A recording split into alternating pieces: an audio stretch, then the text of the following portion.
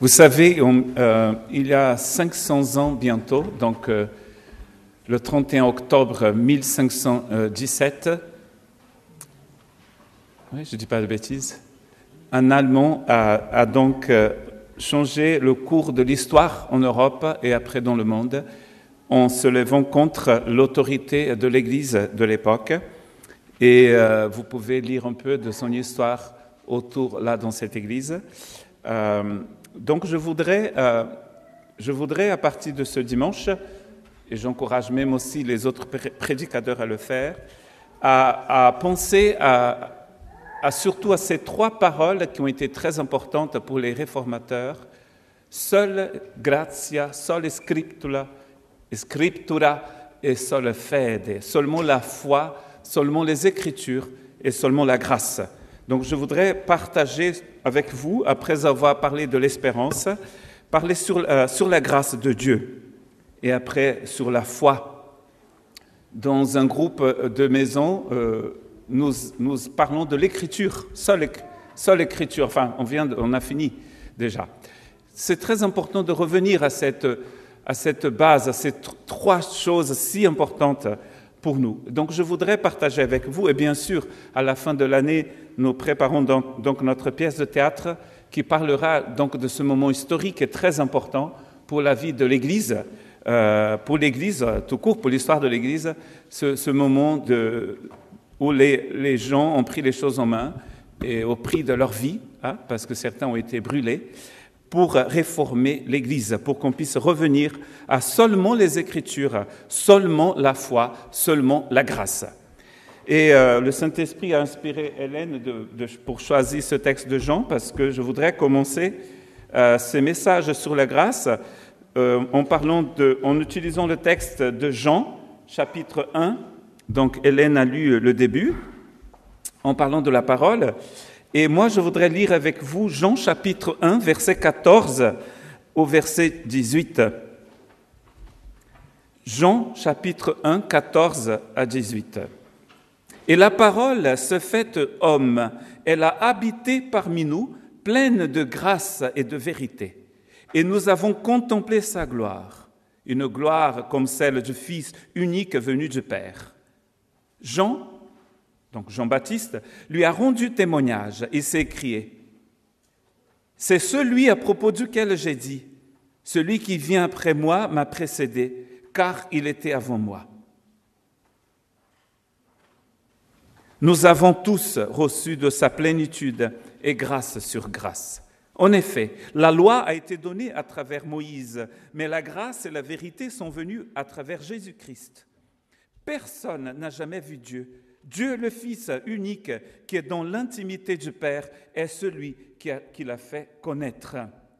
Donc la première chose à dire sur ce texte, c'est que Jésus est unique.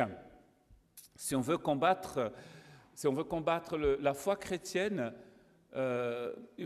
la première chose à faire, c'est de pas combattre la personne de Jésus, parce qu'on ne peut pas le faire, mais c'est de mettre dans la tête des gens des idées fausses à propos de la personne de Jésus. Car tout l'Évangile est basé sur sa personne. Nous ne sommes pas étonnés d'apprendre que dans certains groupes pseudo-chrétiens, c'est exactement ce qu'on va faire. Peut-être, il n'est pas méchant, mais c'est un prophète, c'est quelqu'un de bien, mais pas unique comme il est dans ce texte de Jean et dans toutes les Écritures. Jésus est unique. Jésus, selon Jean, selon les Écritures, est rempli de la gloire de Dieu. Nous sommes très différents de Jésus. Nous n'avons pas cette gloire en nous. Nous sommes incapables de voir cette gloire en nous par nous-mêmes. Et d'ailleurs, le fait même que nous soyons si limités montre que nous n'avons pas cette gloire. Nous sommes des êtres finis, nous sommes des êtres limités. Nous ne pouvons pas être ici et être à Paris en même temps. Nous ne pouvons pas traverser l'espace et temps à la fois. Nous ne pouvons pas être ici et être ailleurs. Nous n'avons pas la gloire de Dieu en nous, comme Jésus l'a. Nous sommes limités dans ce que nous pouvons faire, pour nous, mais aussi pour les autres. Jésus n'est pas limité. La gloire de Dieu en Jésus représente donc la présence de Dieu en Jésus. Jésus est Dieu.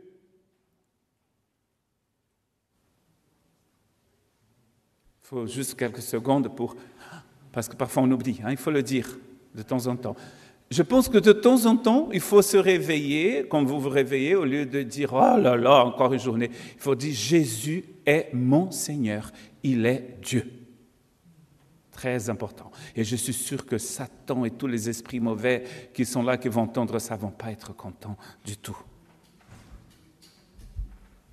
Ce glorieux Jésus, il va apparaître rempli de grâce et de vérité, selon Jean. Jésus ne prêche pas la vérité, il est la vérité. Ça, c'est très important. Jésus ne parle pas d'un chemin, il est lui-même le chemin. Il n'annonce pas une autre façon de faire, il est la seule façon de faire. Ça, c'est un message pas du tout, j'allais dire pas du tout catholique, si c'est catholique, pas du tout politiquement correct. Il y a des élections aujourd'hui, donc on va beaucoup parler de politique à la radio et à la télé, mais le message de Jésus, le message de l'Évangile n'est pas politiquement correct. Il n'y a que deux choses qu'on puisse faire avec Jésus. Soit on l'aime, soit on ne l'aime pas. Soit on l'accepte, soit on le rejette. Il n'y a pas de tiédeur, on dit tiédeur? Il n'y a pas de tiédeur avec Jésus. Soit on est froid, soit on est chaud. On ne peut pas être au milieu, amis de l'Évangile. Dans ma famille, j'entendais souvent ça, au Brésil, des gens qui étaient amis de l'Évangile. Ça, c'est la pire des choses, d'être juste dans les périphéries. De temps en temps, on vient, on dit Alléluia, mais on n'adhère pas trop. Avec Jésus, ce n'est pas possible. Celui qui ne ramasse pas avec moi, qu'est-ce que Jésus dit? Disperse. Si on ne ramasse pas, on disperse. Celui qui n'est pas pour moi est contre moi. Il n'y a pas de quoi? De juste milieu. Donc là, Jésus, du début à la fin, il ne va pas de temps en temps dire « Bon, aujourd'hui je suis fatigué, vous êtes fatigué, je vais un peu changer mon message ». Son message va rester toujours le même du début à la fin. Je ne sais pas si vous avez vu, en lisant la Bible, que les messages de Jésus avaient le pouvoir de vider son Église. Plus il est sérieux dans ce message, moins les gens adhèrent à ce message-là. Il multiplie du pain. 5000 hommes, sans compter les femmes et les enfants. Aujourd'hui, on compterait les femmes et les enfants. 5000 hommes selon l'Évangile, 3000 selon la police. C'est souvent comme ça. 5000 hommes. Le lendemain, on ne sait pas combien d'hommes, combien de personnes sont allées de l'autre côté, mais ils étaient très nombreux.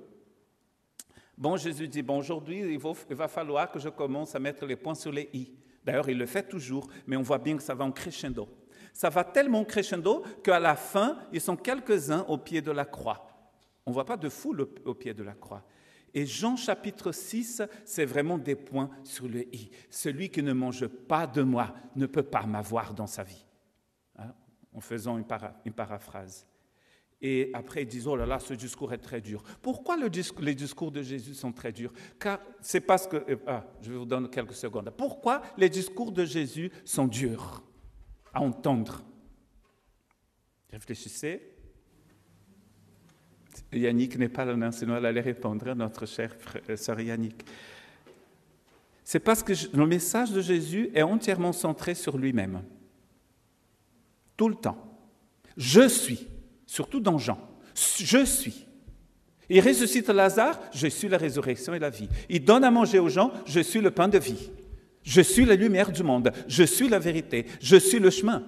Il ne dit pas je vous apporte la vérité, il dit je la suis, je suis cette vérité-là. C'est pour cela que ce n'est pas très bien. Que devons-nous faire pour hériter de la vie éternelle? Il lève la main.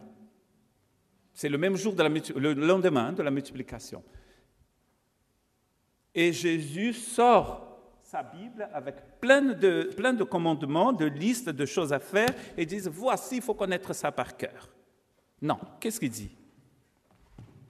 La volonté de Dieu, c'est que vous croyez en celui qui l'a envoyé. C'est-à-dire, moi, vous imaginez si nous, commençons à prêcher comme ça, ce n'est pas possible. Nous n'avons pas la gloire de Dieu comme Jésus. Jésus est rempli de gloire. Jésus est Dieu. Il peut le faire. Et il va le faire. Crois en moi, c'est-à-dire il faut me recevoir tout simplement. Et c'est dans ce sens que je voudrais partager avec vous ce texte qui parle de la grâce. Mais regardez comment était la religion des gens autour de Jésus, comment était la religion des pharisiens, des sadducéens, la religion des gens du temple. Et il a plein de textes comme ça, mais moi je pensais qu'on ne peut pas tout lire, hein. Là vous allez lire chez vous, mais je vais vous lire le texte de Luc chapitre 11 à partir du verset 37. Pendant que Jésus parlait, un pharisien l'invita à dîner chez lui. Il entra et se mit à table. Le pharisien vit avec étonnement qu'il ne s'était pas lavé avant le repas. Comment peut-il ne pas laver ses mains avant le repas? Verset 39.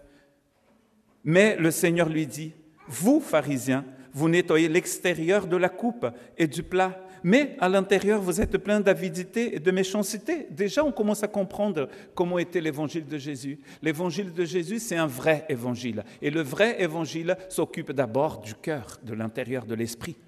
Car ça ne sert à rien de prendre une douche et d'avoir un cœur rempli de méchanceté.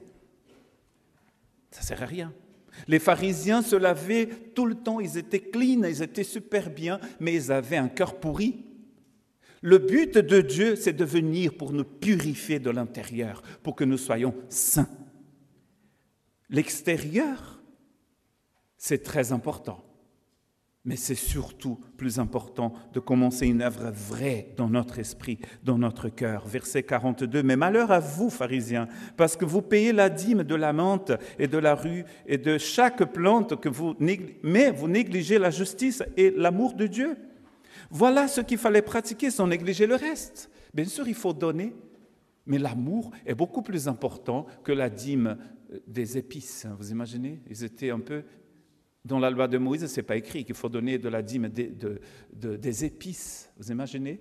On met du côté quelques morceaux de piment d'Espelette, parce que ce mois-ci, j'en ai eu 10 dans mon jardin. Hein. J'ai un jardin, il a un fume. Hein. J'avais un jardin en Afrique. I had a farm in Africa. J'ai un jardin à Anglette et on a un jardin à Jatsu aussi. Et on met de côté nos piments d'Espelette parce qu'on est tellement rigide. Piments d'Espelette, une dizaine de piments d'Espelette pour les frères, après des pommes de terre. Ils étaient tellement minutieux, chaque petit machin, mais ils négligeaient agapé. Bon, si on donne des pommes de terre bio avec beaucoup d'agapé, c'est bien aussi. Hein. Quand on fait des gâteaux avec beaucoup d'amour et on partage ça avec les frères, c'est super bien. Mais vous voyez, malheur, verset 43, à vous, pharisiens, parce que vous aimez occuper les sièges d'honneur dans les synagogues et être salués sur les places publiques. Verset 44. Malheur à vous, spécialistes de la loi et pharisiens hypocrites, parce que vous êtes comme des tombeaux qu'on ne remarque pas et sur lesquels on marche sans le savoir. 45. Un des professeurs de la loi prit la parole et lui dit, « Maître, en parlant ainsi, c'est aussi nous que tu insultes. » Oh là là, Jésus qui insulte des gens, c'est pas bien. Jésus répondit, « Malheur à vous aussi. » Bon, ils étaient tranquilles, c'était pour les pharisiens. Ils disent, « Et nous alors, tu nous insultes aussi ?» Il dit, « Mais du coup, malheur à vous aussi. » C'est dingue, si moi je fais ça en tant que pasteur, je suis viré. Jésus peut le faire. Hein? Bon, du coup, il dit, malheur à vous aussi, professeurs de la loi, parce que vous avez enlevé la clé de la connaissance. Vous n'êtes pas entrés vous-même, et ceux qui voulaient entrer, vous les avez empêchés. Donc, je garde toute la connaissance pour moi et je m'en fiche des autres. Je ne la partage pas avec les autres. Tout ce que je partage avec les autres, c'est de l'hypocrisie. C'est-à-dire, je me montre joli, intéressant, j'ai pris dans les rues, à voix haute, tout ça, mais je ne partage pas les prophéties. Je ne sais pas si vous vous rendez compte de la gravité de ce problème. Jésus a dit à certains religieux, « Vous lisez les Écritures et vous savez qu'elles parlent de moi, mais vous ne voulez pas venir. » Vous imaginez? Ils savaient tellement qu'ils ont peur. Et ils disent, après la résurrection de Lazare, il faut supprimer cet homme. Le danger de la religion. Moi, je crois que la religion est parmi les plus grands ennemis de l'Évangile. Les plus grands ennemis de l'Évangile. Plus la religion est proche est dans la périphérie et parle de Dieu, parce que si Satan apparaît comme un dragon rouge, c'est un dragon rouge, on a très peur. Mais parfois, nous dit la parole, il se présente comme ange de lumière. Et dans Apocalypse, la bête se déguise en agneau. Et on voit l'agneau arriver, on dit « Oh, qu'il est mignon cet agneau !» Dès qu'il commence à parler, Jean dit « C'est un agneau qui parle comme un dragon. » Donc en fait, c'est le dragon. Le dragon est très malin, d'ailleurs on l'appelle le malin. Il se déguise en agneau. Parce que s'il apparaît tout le temps en dragon, est-ce que vous aimez les dragons? Est-ce que quelqu'un a un petit dragon de pet dragon à la maison? Mais non. Apparemment, aux États-Unis, on peut avoir un petit cochon, non, comme pet. Ils sont fous, ces Américains. En France, on a des chiens, des chats, mais jamais de dragon. Mais peut-être une ardilla, non, une brebis, on pourrait avoir. Mais c'est le dragon. Donc, en fait, on voit ces gens se balader dans les rues depuis des siècles. On dit, ils sont bien ces gens. Quand ils commencent à parler, bon, ils parlent comme le dragon. Verset 53. Comme il leur disait cela, les spécialistes de la loi et les pharisiens commençaient à s'acharner contre lui et à le faire parler sur bien des sujets. Voici la religion de l'époque de Jésus. L'apparence, pas de cœur, beaucoup de lois, beaucoup d'apparence, pas de fond. Nous d'abord, les autres s'en fichent. On ne va pas les laisser passer. Si nous, on ne rentre pas, les autres non plus. Et Jésus arrive et Jean dit, mais regardez maintenant, si vous voulez connaître le résumé de la doctrine de Jésus, lisez Jean chapitre 1, verset 16. Nous avons tous reçu de sa plénitude et grâce sur grâce. C'est de l'oxygène. C'est de l'oxygène. C'est la plénitude de Dieu que Jésus est venu nous donner. Dieu est rempli d'agapé. Nous pouvons aussi être remplis d'agapé. Dieu est rempli d'agapé, c'est bon, de fidélité. Dieu est humble. C'est incroyable quand même. Dieu est humble de cœur. Je suis humble de cœur, a dit Jésus. Nous avons tous reçu de la plénitude de Dieu et de sa grâce. Et après, au verset 14, il avait dit ceci, nous avons contemplé sa gloire. Et après, il dit, nous avons reçu. Parfois, pour recevoir, il faut contempler. Il est affiché là. On contemple, on reçoit.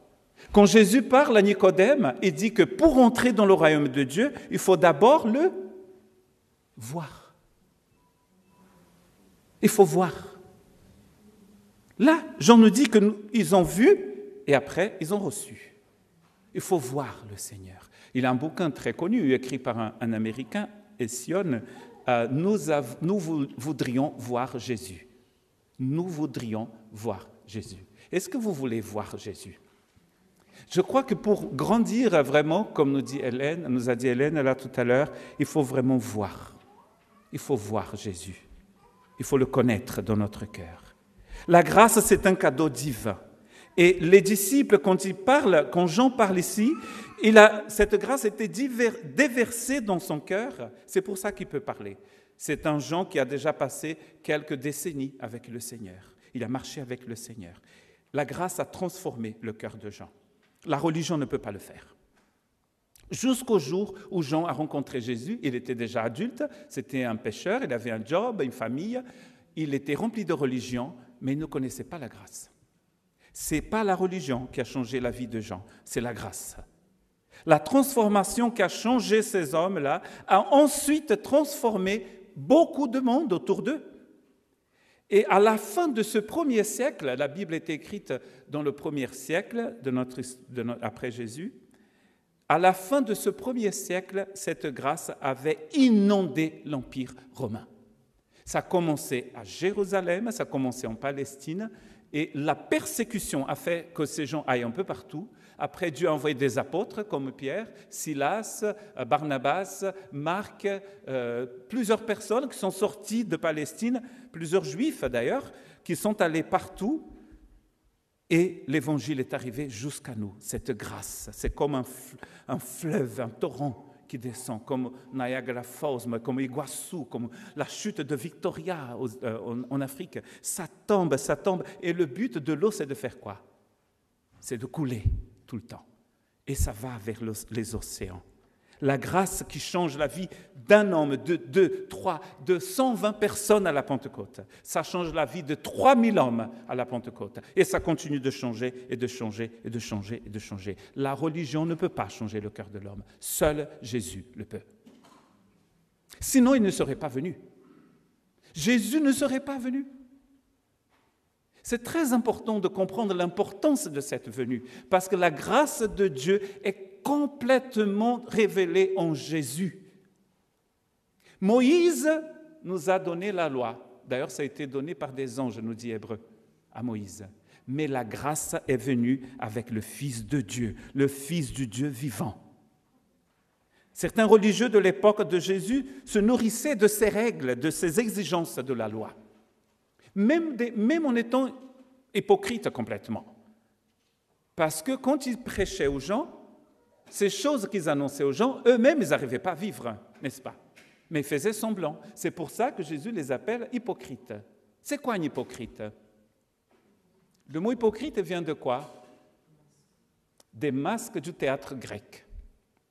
Jésus est venu justement pour les enlever, ces masques, n'est-ce pas? Comment est-ce que Dieu vous voit? Quand Dieu vous regarde, quand il me regarde, qu'est-ce qu'il voit? Il voit mon cœur, Mireille. Il voit tout. Il voit tel que je suis. Est-ce que quand je suis là devant vous, est-ce que je voudrais bien que vous me voyiez tel que je suis? Mais non, vous alliez avoir peur. Et je suis sûr que moi aussi, enfin chacun ici, on ne se dévoile pas entièrement. D'ailleurs, il ne faut pas le faire. Hein? On ne se dévoile pas. Quand vous avez un ami très proche, il a des choses que vous partagez avec cet ami. Mais pas tout. Seul Dieu vous connaît entièrement. Donc Jésus, quand il arrive, il ne juge personne. Il sait de quoi nous sommes faits, c'est écrit. La grâce sait de quoi nous sommes faits. Dieu n'est pas venu pour me juger, il est venu pour faire quoi? Pour nous sauver. Nous sauver de nous-mêmes d'ailleurs aussi. Et du mal, et de l'enfer, et de la mort. La religion reste sur la surface. Elle ne peut pas aller en profondeur. La grâce, si. La grâce va en profondeur. Donc, ce sont des fardeaux. Vous voyez, les pharisiens, ces gens, les systèmes en général mettent des fardeaux sur la vie des gens. Et c'est lourd. C'est lourd. Mais la grâce est différente. La grâce de Jésus est venue pour nous donner l'amour, pour nous conduire dans l'obéissance. Et ce qui est intéressant avec la grâce, c'est que Paul nous pose la question. Donc, parce que la grâce abonde, maintenant je fais qu'est-ce que je veux, comme certaines personnes d'une partie de la France disaient. Je fais qu'est-ce que je veux. Hein? Nos voisins dans un certain pays où j'habitais disaient ça. Nous faisons qu'est-ce que nous voulons. Et est-ce que vous faites qu'est-ce que vous voulez quand vous avez la grâce? Non. Parce que Paul nous montre dans Romains chapitre 6, le texte base de notre formation au baptême, c'est que la grâce me transforme tellement qu'après, je n'ai pas envie de faire qu'est-ce que je veux. J'ai envie de faire la volonté de Dieu. La grâce est venue pour me changer. Plus vous comprenez ce que c'est que la grâce, plus vous allez vouloir obéir au Seigneur. La grâce nous aide à obéir le Seigneur. Donc il a une grande joie. Le système du monde, c'est un système d'esclavage. La grâce, c'est un système de liberté. Jésus, la vie éternelle, est venu pour changer mon cœur, pour me rendre la liberté que je n'avais pas. Jésus, dans sa grâce, veut nous changer. Mais la religion ne peut pas le faire. Et ce qui est intéressant, c'est que ce n'est pas seulement la grâce pour être sauvé et recevoir un petit billet.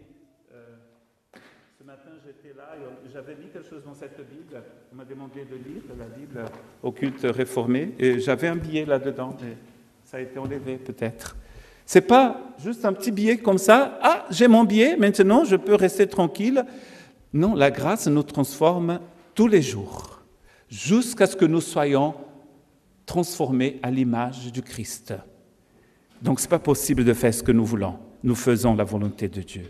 Jean 8, 32, « Vous connaîtrez la vérité et la vérité vous rendra libre. » Connaître dans un sens de grandir dans la connaissance du Seigneur. Car la grâce va nous introduire dans une relation avec Dieu. Dans notre cœur, notre plus grand désir, c'est de le connaître et d'aller de plus en plus loin avec lui dans cette relation. Comme je disais tout à l'heure, quand les gens lèvent la main et disent « Que devons-nous faire ?» Jésus ne va pas présenter une liste des exigences. Ça, les pharisiens faisaient très bien. Maintenant que vous êtes chrétien, voici la liste d'épices que vous allez devoir donc laisser de côté une partie pour partager avec vos frères et sœurs. Combien de fois vous allez devoir laver vos mains et de quelle manière vous allez devoir laver vos mains avant les prières, vos pieds aussi, vos genoux, etc. Il avait tellement de lois dans la religion des pharisiens qu'il avait plus de lois que de temps pour les accomplir. Donc du coup, les gens avaient des immenses fardeaux de culpabilité. Et pourtant, Paul nous dit, il n'y a plus de condamnation pour ceux qui sont en Christ Jésus. Et il y a la question qu'on doit se poser, c'est qu'est-ce que la Bible dit que c'est quoi la grâce? Le mot grâce, est-ce qu'il a une définition dans la Bible qui dit la grâce, ça c'est, je sais que certains vont passer leur baccalauréat, tout ça, il y a plein de choses qu'il faut connaître par cœur. Dans notre enseignement, il faut connaître plein de choses par cœur. Plein. Donc, il faut peut-être une définition de grâce. Donc la Bible peut-être dit la grâce, ça c'est. Est-ce qu'il a une définition pour le mot grâce dans la Bible? Non. Mais il a une expression, un mot qui vient de l'Ancien Testament qui nous aide à comprendre ce que c'est que la grâce. C'est un mot très ancien, hébreu, qui veut dire plier, se baisser. Ah! Se baisser. Un Américain, Donald Barnhouse, a dit ceci, « L'amour qui monte vers Dieu, c'est de l'adoration. L'amour qui atteint les autres, c'est de l'affection. L'amour qui se baisse, c'est la grâce. » C'est ça la grâce. Quand Dieu se baisse, descend vers nous, ça c'est une grâce, car c'est Dieu. Ah, on comprend Bethléem, mieux, on comprend la croix. Car à Bethléem, c'est Emmanuel. Emmanuel, pas Macron, hein? Emmanuel, qui veut dire, ah, notre sœur bolivienne a aimé ça. Dieu est avec nous. Dieu avec nous descend à Bethléem. Dieu avec nous. Quelle est la seule fois où Jésus monte vraiment? Sur Golgotha. N'est-ce pas? Quelle leçon pour nous.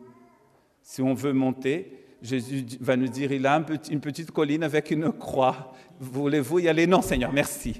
Je reste là où je suis. Oh, j'aimerais bien tellement être en haut, tout ça. Oui, il a une petite croix là. Non, merci, ça je ne veux pas.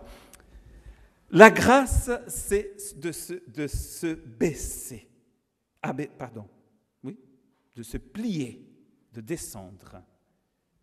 De démontrer la grâce, c'est donc de donner quelque chose que les gens ne méritent pas. Vous ne pourrez jamais acheter la grâce, sinon elle deviendrait autre chose, et pas la grâce. Tous les cadeaux que Dieu nous a donnés, ce sont des cadeaux de sa grâce. Nous ne pouvons pas les mériter, sinon ça ne serait pas des cadeaux de la grâce de Dieu. La grâce de Dieu est entièrement gratuite. C'est presque de la redondance, on dit en français. La grâce est gratuite. C'est très important, même si ça veut dire peut-être pas grand-chose, mais c'est ça, c'est gratuit, complètement. On ne peut pas payer pour ça. Jamais Dieu ne va vous demander de payer pour avoir sa grâce, sinon ça serait plus sa grâce. Jésus est venu, il est mort, il est ressuscité, il nous donne la vie éternelle et nous l'acceptons. Et je voudrais finir, en fait, avec deux exemples tirés dans la Bible, deux du Nouveau Testament et deux de l'Ancien Testament, qui démontrent bien ce que c'est que la grâce de Dieu. Et juste avant, ce texte d'Éphésiens chapitre 2, verset 8, « En effet, c'est par la grâce que vous êtes sauvés, par le moyen de la foi. Et cela ne vient pas de vous, c'est le don de Dieu. » Quand vous pensez à la grâce dans la vie de tous les jours, vous pensez à quoi? Vous pouvez parler maintenant. Hein? En français, je vais vous lire Balzac, et après, ça va peut-être vous donner une idée. Balzac a dit ceci. Balzac, ce n'est pas un livre de la Bible. Hein? Balzac, chapitre 1, verset 2. « L'admirable sensibilité si gracieusement exprimée dans cette correspondance mouilla ses yeux des larmes. » L'admirable sensibilité si gracieusement exprimée dans cette correspondance, donc il parlait d'une lettre que quelqu'un avait reçue, mouilla ses yeux des larmes. L'admirable sensibilité. Ça vous fait penser à quoi la grâce? Quand on parle de quelqu'un, de quelque chose, en français, on peut le faire. Hein? Quelque chose de gracieux, par exemple? C'est pas moi. Une danseuse, un danseur, une peinture, hein? Non pas une peinture, mais de l'art. Cette sensibilité, ces choses jolies, cette façon d'être gentil avec les gens. On parle de paroles de grâce, de considération pour les autres, des expressions de miséricorde, de bonté. Et Jésus, il était comment? Deux personnages du Nouveau Testament, Nicodème et la femme samaritaine. Nicodème, il est au chapitre 3 de Jean, et la femme samaritaine au chapitre 4. Quelle est la différence entre Nicodème et la femme? Déjà, c'est un homme et une femme. Nicodème, il était de quel peuple? Il était pharisien, donc il était juif, et la femme? Elle était samaritaine, donc ils étaient vraiment, un c'était sur une galaxie, l'autre sur une autre galaxie, en fait, dans des bouts différents du système solaire. Comment est-ce que Jésus s'approche de ces personnes? De la femme, par exemple. Quelle est la première parole d'évangélisation de Jésus pour cette femme? Donne-moi à boire. Ce n'est pas une parole d'évangélisation. Si, c'est comme ça que Jésus commence. Au lieu de dire, femme, je sais que vous avez 5 maris, et celui que vous avez, ce n'est pas le vôtre, alléluia. Espèce de pécheresse, revenez au Seigneur. Pas du tout, il dit, femme, donne-moi à boire. Très gracieux, rempli d'éducation et de sensibilité. La femme dit, oui, mais nos pères, Jésus, avec beaucoup d'amour, va toucher le cœur de cette femme. Beaucoup de vérité aussi, mais dites avec grâce, ça change tout. Ça change tout. Imaginons que Jésus arrive et dit, bonjour madame, va chercher votre mari. Et la femme dit, je n'ai pas de mari, je savais, parce que celui que vous avez n'est pas le vôtre, et vous en avez eu déjà 5, espèces samaritaines. Mais pas du tout. Jésus est rempli de grâce. Avec Nicodème, c'est presque le contraire. Il va parler avec Nicodème, vient avec des fleurs. Jésus va utiliser presque un langage d'enfant avec Nicodème. Juste pour toucher le cœur de cet homme et de cette femme. Pour Dieu, il n'y a aucune différence entre Nicodème et la femme samaritaine. Dans l'Ancien Testament, un autre exemple, c'est celui que nous donne Jacques, Abraham et la prostituée Rahab. Dans l'Ancien Testament, dans nos versions, ce n'est pas écrit que Rahab était une prostituée. Ça nous est dit qu'elle habitait les remparts de la ville. Mais ce que nous ne savions pas, c'est que souvent, les gens qui habitaient les remparts des villes, c'était des gens qui avaient des maisons closes. Et donc Jacques, comme il est au courant, parce que c'est un peu son monde, il dit « Rahab la prostituée ». Rahab la prostituée et Abraham, le patriarche, le père de tous les croyants, tous les deux sont touchés par la grâce parce qu'ils l'ont accepté par la foi. Abraham et Rahab, tous les deux, ont été touchés par la grâce. Et tous les deux, ce sont des exemples de foi. Donc, encore une fois, ils habitent des galaxies différentes. Vous connaissez Amazing Grace, n'est-ce pas? Amazing grace, how sweet the sound that saved a wretch like me. Et donc, il a un prédicateur américain qui dit, et sa maman lui demande, maman, c'est quoi un wretch? Un wretch. C'est quoi un wretch? C'est quoi, Steve? Hein? Un vaurien, quoi. Dieu, la grâce de Dieu a touché un vaurien comme moi. I once was lost, but now I am found. Avant, j'étais perdu. I was blind, but now I see. Avant, j'étais comment? Aveugle. Maintenant, je vois. Rahab était aveugle. La femme samaritaine aussi. Mais Nicodème, le juif pharisien religieux aussi. Mais Abraham aussi était aveugle, jusqu'au jour où la grâce de Dieu se révélait à eux. Et là, ils ont vu. Prions. C'est vrai, Seigneur, que sans toi, nous sommes morts. Nous sommes des vauriens.